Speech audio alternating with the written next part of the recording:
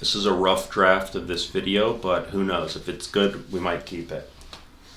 Let's pretend that everything we could say about this methodology about language learning is all inside of this dot. Okay? Now if we double click the dot and expand it, we're going to find that there are two sort of spheres here that make like an infinity symbol. One sphere is conversation and the other is structure. Okay?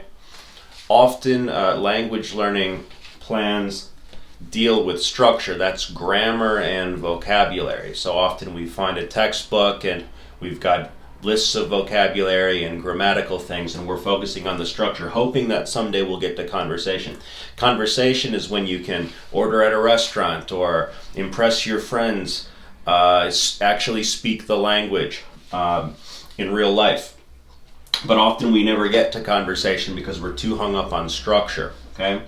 So the approach that we're going to take here is we're going to expand conversation into 3 categories, and we're going to expand structure into 3 categories. The first category within the conversation sphere is going to be your topic. So you can begin with a topic in mind. In fact, one of the best sort of questions to ask yourself always is, what do I want to say and to whom?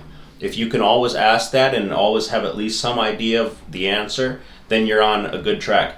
Often in a language class, your teacher might be telling you, today you're going to learn this topic or that topic, but it might not be the best topic for you right now. The best topic for you is the answer to the question, what do I want to say and to whom? If you could magically become fluent in the language you're learning right now, what would you do? That's the answer to this question. So think of a topic like introducing yourself, or or it could be hyper specific. Like if you have a very specific situation that you're going to be in, then that goes there. Okay, so your topic is X, Y, Z, 1, 2, 3, all the way down to infinity. There's infinite topics that you could come up with. Okay, your second category within conversation is your question. All right, every one of these topics naturally is going to branch into questions. For example, if the topic is bowling, the question is, do you like to go bowling, or do you want to go bowling, and so on and so forth, right? No matter what, it's a system, it's a machine. Plug in a topic in any language that you're trying to learn, and it's going to lead into a question.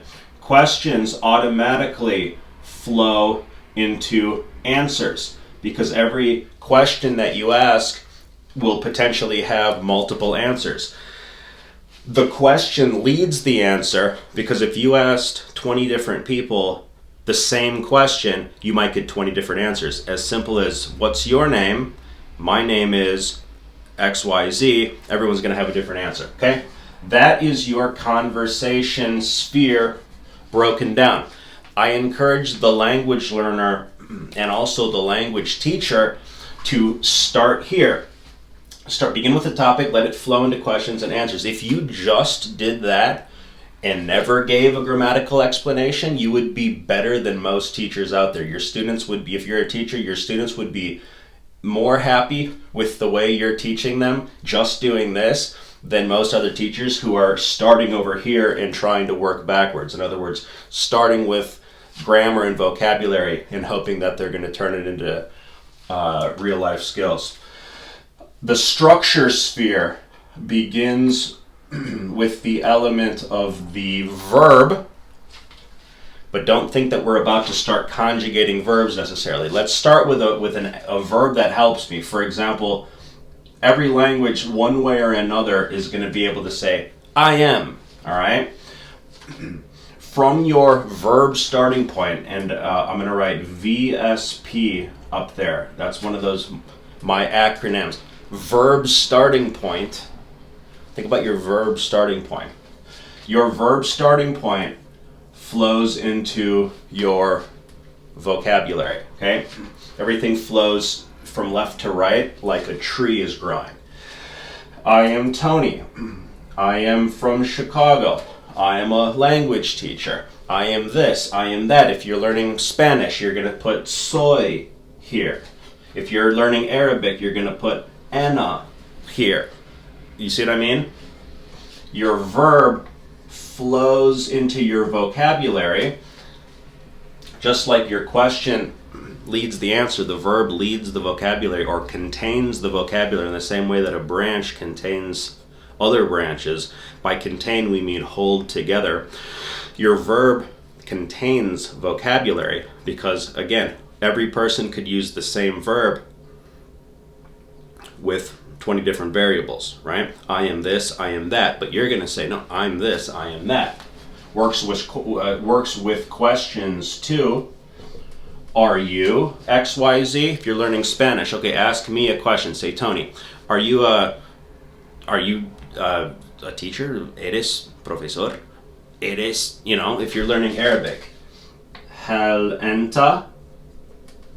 Are you Tony? Hal anta? And so on and so forth. So clearly the verb flows into the vocabulary or contains the vocabulary. That's why the verb starting point is very important. Third and final category is what I call useful expressions, like hello and wow. Oh, really? Okay. So if you put all of that together, we could go back and forth, mixing and matching verbs and vocabulary without studying anything. So just let's pick a verb starting point, and you need to ask me a question using that verb starting point. Okay? Past, present, or future. Put the past here, the present here, the future here. That's what I call the verb timeline.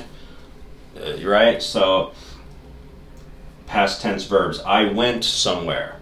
Did you go somewhere? Okay, ask me, Tony, did you go to the da-da-da today? And then I'm going to use my useful expressions. Yes, I did, or no, I didn't, and so on and so forth. So to review, the conversation sphere expands into topics, questions, and answers, and you can play here. The structure sphere expands into verbs, vocabulary, and useful expressions, and you can play here. That's why it's an infinity symbol, that each creates the other, because by practicing your structure, you're able to have conversation. And by having conversation and starting by thinking here, what's my topic? What do I want to say and to whom? It leads me into the verbs and the vocabulary and useful expressions that I need.